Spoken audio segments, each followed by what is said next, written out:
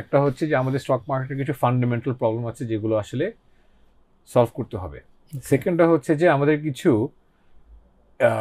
Macro oriented factor থাকে যার কারণে আমাদের স্টক মার্কেট র্যালি করে, যেটা আমি মনে করি এই বেলা প্রযোজ্য হবে।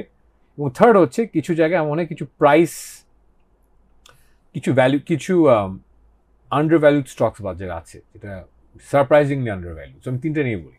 আচ্ছা, সো আগে আমি একটু নেগেটিভটা বলি। নেগেটিভটা হচ্ছে যে আমাদের দেশে you don't have market depth. আমাদের market cap to GDP ratio যথেষ্ট কম, সবসময় কম ছিল।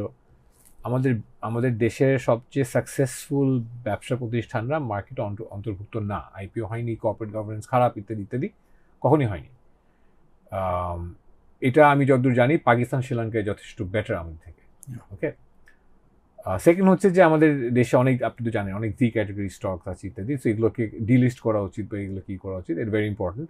আমি সেদিন একটা ব্র্যাক ইপিএল একটা ইভেন্ট করেছিল, ওখানে গেলাম, তো ওখানে একজন বলছিলেন যে পাকিস্তানের মতো দেশে একটা ইন্টারেস্টিং মুভ নিয়েছে, তারা এই আর্নিংস কলটাকে তারা ম্যান্ডেটরি করেছে, অ্যানালিস্ট আর্নিং কল। এটার মাধ্যমে দেখা গেছে যে ট্রান্সপারেন্সি বাড়েটারে। সো আমাদের এখানে অনেক কাজ বাকি in terms of transparency, corporate governance and good IPOs, ওটা আছে।